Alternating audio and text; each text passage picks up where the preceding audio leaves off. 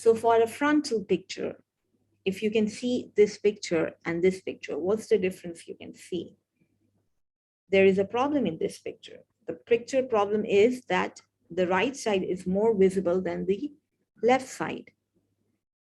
But here, if you see right and left, both are equally exposed. So the frontal, the top and bottom should be equally exposed. And if it is not, then you do the cropping yourself. Yeah, but make sure that right and left should be equally exposed. So what are the requirements for the frontal view? It shows the appearance of the teeth to the patient.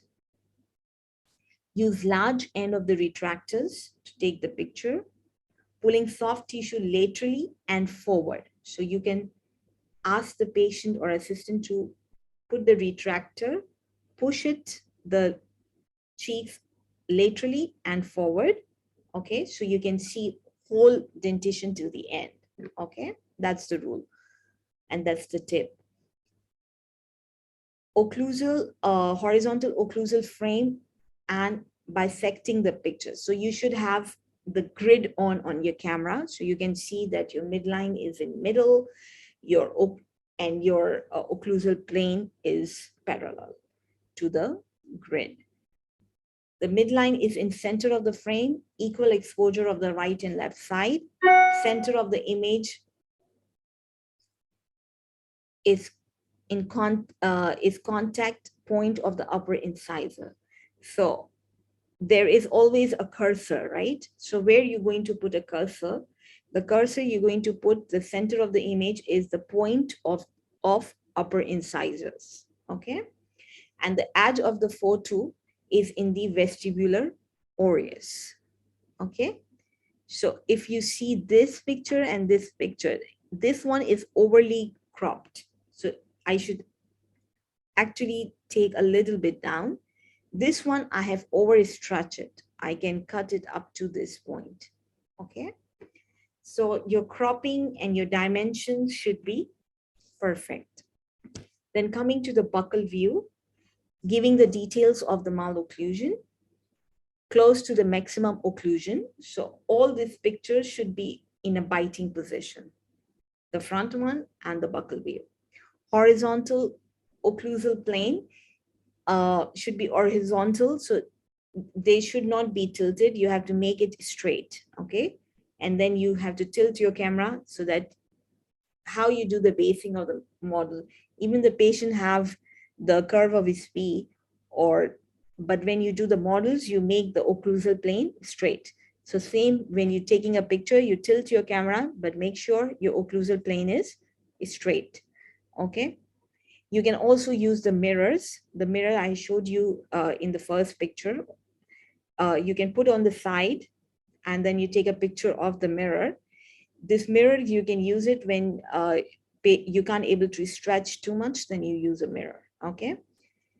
Now where you put a cursor when you take a buccal view, you put it at second premolar or first molar.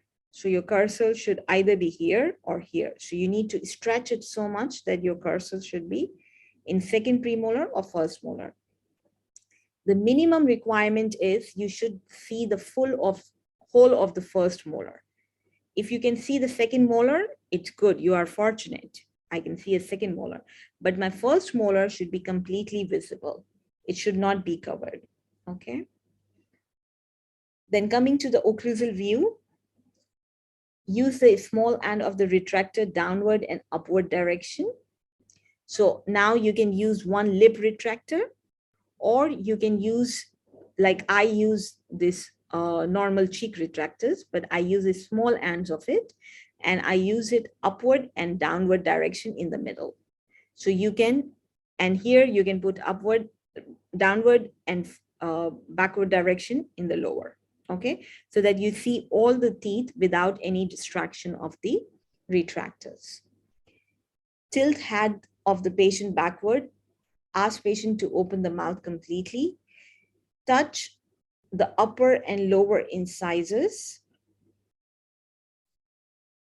and place distal to the first molar.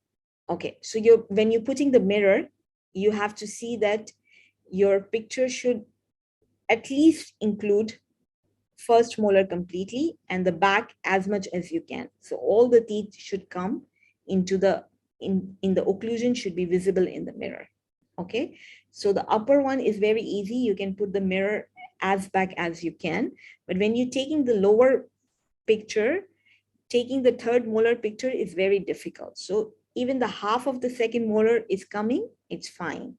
Okay, because you is asking patient to stretch their tongue, and the tongue should not come into the occlusion. It's very difficult. You have to pull the patient tongue at the back.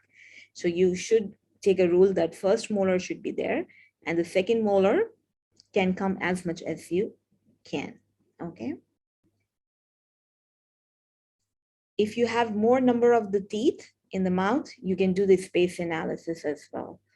Extend from the front of the incisor till distal end of the first molar.